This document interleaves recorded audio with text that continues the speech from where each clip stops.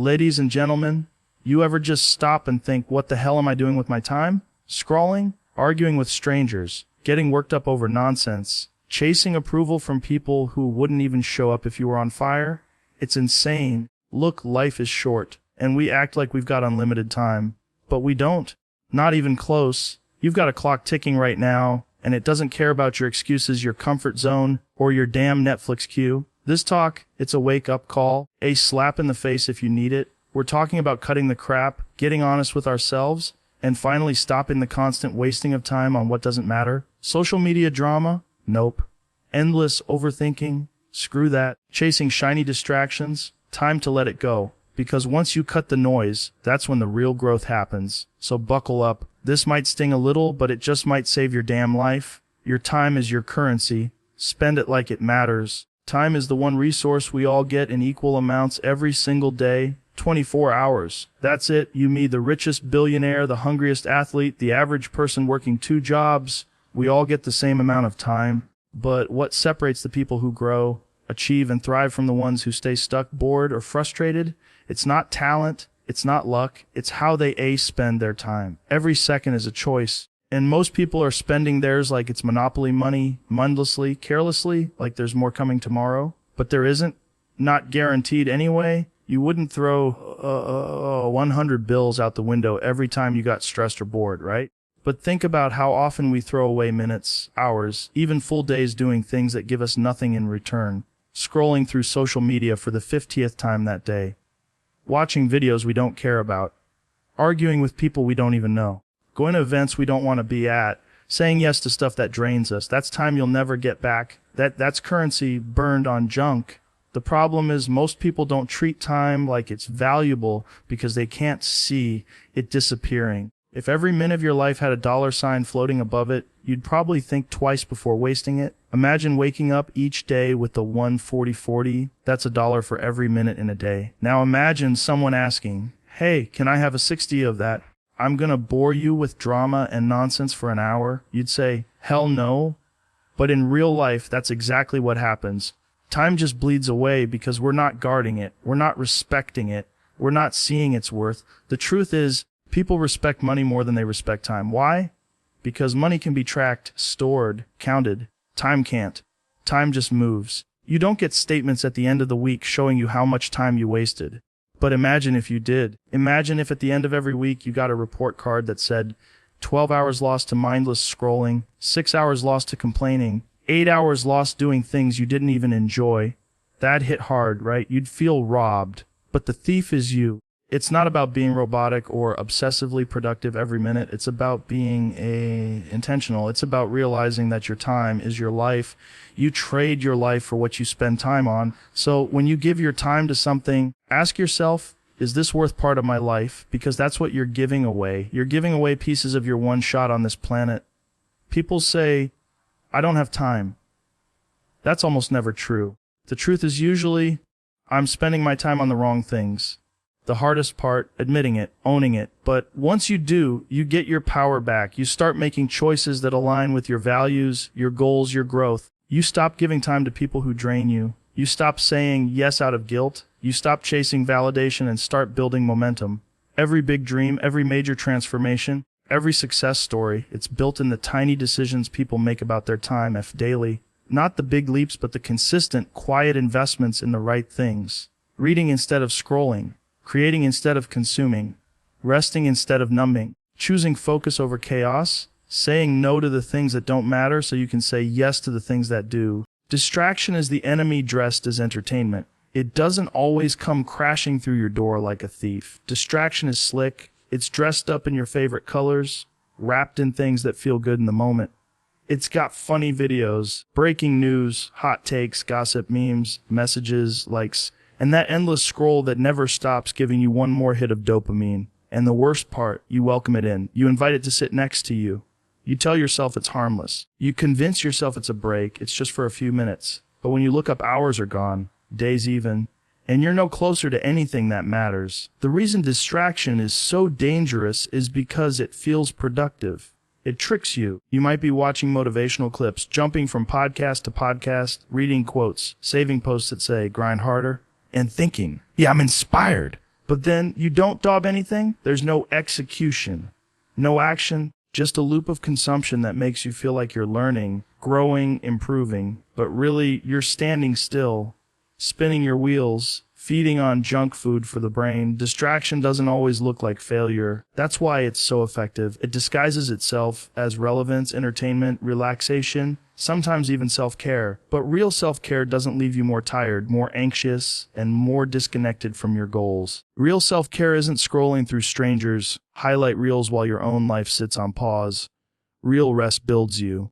Distraction drains you. Most people don't know what it feels like to be fully focused anymore. We live in a world designed to break your concentration every 5 seconds. Notifications, emails, news alert, trend videos, everything is screaming for your attention, and your attention is the most valuable thing you own. Every app, every algorithm, every platform is fighting to keep your eyes locked in because your attention pays their bills. You become the product. Your time, your focus. It's the commodity they're selling. When you chase every notification, when you let every ping pull you away, you're not in control. You're not choosing how to spend your life. You're reacting to it. You're being trained to be distractible, and if you're constantly distracted, you never get deep into your work. You never get deep into your own thoughts. You never sit long enough with anything to become great at it. Excellence takes time, and it takes you undivided time. That's why distraction is the killer of progress. And here's the thing.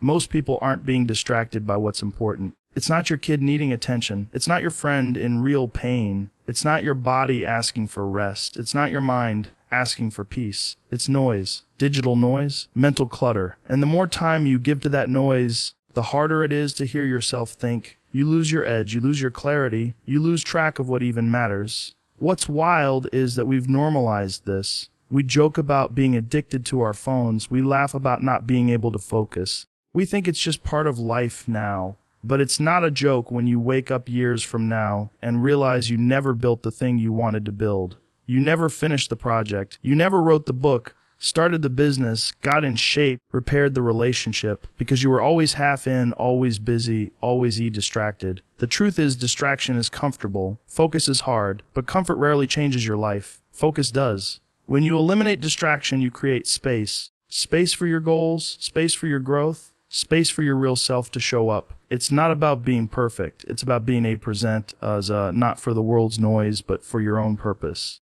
And every minute you trade for distraction is a minute stolen from that purpose.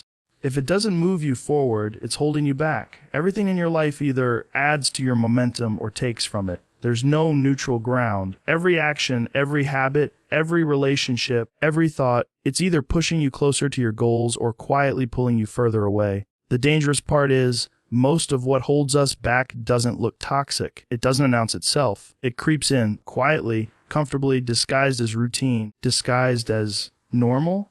People waste years stuck in neutral because they convince themselves that as long as something isn't actively hurting them, it's fine. That job that drains your soul but pays the bills. That group of friends that never challenge you, never support your growth, but are fun to be around. That habit that eats up your evenings but helps you relax. If it's not pushing you forward, it's pulling you backward. There is no middle. Time doesn't pause. Life keeps moving, and if you're standing still, you're falling behind. Comfort zones are one of the biggest traps. They feel safe. They feel familiar. But they're often the exact thing blocking your next level. You think you're maintaining, but really you're decaying. The dreams to be excited about feel distant. The fire fades, not because you failed, but because you stopped feeding it. You let average take the place of ambition. You settled for the path of least resistance. And most people don't even notice it happening until they're deep into regret. The same goes for people. You become who you surround yourself with. Not instantly, but inevitably. If you hang around people who complain all day, guess what? You're going to start seeing life through that same lens. If you spend time with people who make excuses, avoid accountability, and reject growth, you'll find yourself doing the same, even if you don't realize it. Energy is contagious. Mindsets are contagious. And if the people around you aren't pushing you forward, they're pulling you backward, even if they mean well, even if they're not toxic, even if they love you. If they don't challenge you, if they don't inspire you, you've got to ask yourself what they're really adding to your journey. Then there's the way we think. limiting beliefs, negative self-talk, the lies we tell ourselves to stay small. Those are some of the heaviest anchors we carry. I'm not ready. I'm not good enough. Maybe next year. Those thoughts aren't just thoughts. They're chains. They keep you from acting, from growing, from even trying. If a thought doesn't empower you, it's disempowering you. If it doesn't drive action, it's feeding your inaction. You've got to become the kind of person who notices the difference and actively chooses thoughts that fuel your progress, not your fear.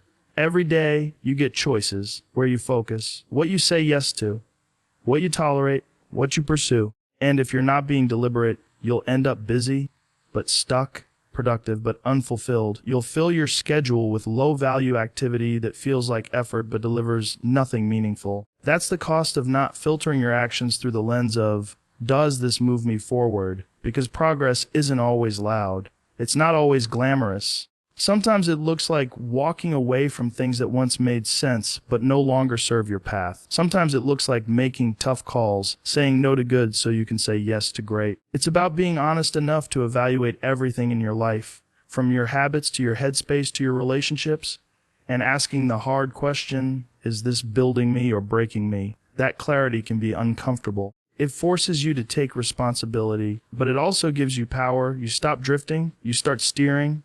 And once you commit to only giving your energy to what moves you forward, the whole game changes. Busy doesn't mean productive. Cut the fake grind. We live in a culture that worships hustle. The more packed your calendar is, the more late nights you pull, the more chaotic your life looks, the more people assume you're doing something important. But business is not a badge of honor. It's often a mask, a distraction, a clever illusion that keeps you feeling like you're making progress when you're really just running in circles. Being busy gives the feeling of movement, but movement isn't progress if it's not taking you anywhere that matters. The truth is, a lot of people are addicted to the grind because it gives them a sense of purpose, even if they're not actually producing meaningful results. It's easier to stay busy than to sit still and ask yourself, am I doing the right things? Because that question might reveal you've been spending your time doing low-value tasks, chasing status, or working on things that keep you occupied but not fulfilled. It's easier to keep running than to admit you're lost. Productivity isn't about how much you do. It's about what you do. You can cross 10 things off your to-do list and still be nowhere closer to your goals if those 10 things don't actually matter. You can sit in meetings all day, respond to emails, tweak minor details, and call it a productive day. But was anything built? Was any needle moved? Was any real value created? Being effective is not about checking boxes. It's about results. And the most dangerous kind of busy is the kind that feels important but changes nothing. A lot of people hide in busy work because it's safer than taking bold steps. Writing out ideas feels productive, but actually launching something means facing judgment. Planning endlessly feels responsible, but taking action means risk. So we stay in preparation mode forever. We hide in research, in scheduling, in tweaking, all while convincing ourselves we're working hard. But deep down, we know the difference. We know when we're just avoiding the real work. Another issue is that business often becomes a coping mechanism. It numbs us, keeps us from facing the anxiety of silence, of stillness, of asking ourselves what we actually want from life. We fill our time with constant doing so we never have to stop and feel how misaligned we are. We glorify exhaustion like it's proof of dedication. But what good is burning out on things that don't even matter to you? People also confuse being reactive with being productive. Jumping from one notification to the next, constantly putting out fires, answering every call and message the second it comes in. That's not productivity. That's being on a leash. Real productivity comes from intention, from structure, from knowing what deserves your energy and what doesn't, from doing fewer things, but doing them with focus and impact. The people who get the most done aren't the busiest. They're the clearest. They know what moves the needle and what's just noise. They say no more often than they say yes. They protect their time like it's gold. Because it is. They understand that doing less, but doing it better beats doing more with scattered attention. They focus on results, not activity. On impact, not business. If you're always busy but never feel accomplished, something's off. If you feel exhausted but not proud, something needs to change. The answer isn't always to work harder, it's to work smarter, to zoom out, to reassess, to make sure your grind has a direction. Otherwise, you're just wearing yourself out on a treadmill that goes nowhere. Stop seeking validation, start building value. We spend too much of our lives trying to be seen, liked, followed, approved, and applauded. From the moment we wake up, we're checking who messaged us, who liked our post, who watched our story, who noticed what we did. We've been conditioned to treat other people's attention as the ultimate reward. And the truth is, the need for validation is one of the biggest reasons people stay stuck. It's one of the biggest reasons people don't grow. Don't take risks. Don't create things that matter, because they're not building with purpose. They're performing for approval. When you live for validation, you start making choices based on what will get the best reaction instead of what will get the best result. You start shaping your life around external applause instead of internal alignment. You avoid failure not because you're afraid of failing, but because you're afraid of what people will think if you fail. You hesitate not because you lack potential, but because you fear judgment. That's not freedom. That's a prison. Validation is temporary and it's fickle. One moment people love you, the next they forget you. Chasing validation is like drinking salt water. It feels like it's quenching your thirst, but the more you consume, the thirstier you get. It never ends. And in the process, you start losing yourself. You forget what you actually value, what actually matters to you. You become a mirror reflecting what you think others want to see instead of being a lighthouse, standing solid in who you are and what you're here to do. Building value means turning your focus inward and asking, what can I contribute? What can I create that makes a difference? What can I offer that's real, that lasts? That's not about clicks or claps, but about actual impact. It's about shifting your energy from you being liked to you being useful. From impressing people to serving people. From asking, do they approve of me, to asking, did I make something meaningful today? A value lasts, validation fades. If you build your identity on validation, it can be taken away the moment people change their minds. But if you build value, skills, character, knowledge, depth, purpose, no one can take that from you. That's yours. That's your anchor when the likes stop coming, when the applause dies down, when no one's watching. That's what keeps you going when external motivation disappears. That's the difference between a performer and a builder. Too often, people don't start because they think they need permission. They think they need a certain number of followers or a degree or someone influential to say, you're good enough now. But the truth is, no one's coming to validate you into your purpose. No one's going to tap you on the shoulder and say, hey, now you're allowed to do the thing you've been dreaming about. You've got to start without applause. You've got to work in silence, without likes, without confirmation, sometimes without support. That's where real confidence is built. In the doing, not the reacting. When you stop living for validation, you free yourself to make bold moves, to try things that might not work, to grow in the dark, to take hits and get back up, because you're not here to be liked. You're here to build something, use something with weight, something with meaning, something that reflects your values, your vision, and your strength. Your life changes the moment you stop asking, do they like me? And start asking, what am I creating that actually matters? Because when you build value, people eventually notice. But by then, you won't need their validation. You'll already know what you're worth. You don't lack time, you lack priority. It's easy to say there's not enough time. It's the default excuse, the socially accepted way to avoid uncomfortable truth. But the hard reality is that in most cases, time isn't the issue. Focus is. Clarity is. Commitment is. Everyone has the same 24 hours in a day, yet some people build, create, grow, and transform while others stay stuck in the loop of too busy. It's not about how much time you have, it's about what you're willing to prioritize within that time. Most people don't track their time because they don't want to face what it reveals. If you sat down and documented every hour of your day for a week, you'd probably be shocked at how much of it disappears into things that don't matter. Mindless scrolling, unnecessary meetings, endless small talk, watching things you don't care about, saying yes to things you should have declined, procrastinating because the real work feels uncomfortable. Hours vanish not because you're out of time, but because you never set a clear intention for how to use it. The idea of, I don't have time, is often a polite way of saying, it's not important enough to me, and that's okay if you're honest about it. But pretending that time is the barrier keeps you from taking control. The truth is, people make time for what they value. If something is a true priority, you will find the time. You wake up earlier. You cut the distractions. You say no to good things so you can say yes to great ones. You protect your time like it matters. Because it does. Priorities reveal themselves in action, not words. You can say your health matters, but if you're not moving your body, feeding it well, or resting, then your actions are saying something else. You can say your dream matters, but if you're not carving out time for it, even just 30 focused minutes a day, then it's not a priority, it's a wish. Wishing doesn't build anything. Prioritizing does. It's not about filling your schedule, it's about building a new direction. It's about eliminating the non-essentials so you can go all in on what truly matters. Because every yes is a trade-off. When you say yes to one thing, you're automatically saying no to something else. So if you're constantly saying yes to distractions, you're saying no to your goals. If you're saying yes to being busy all day with low-value tasks, you're saying no to your deeper work, your bigger vision. People often think they need better time management, but what they really need is better decision-making.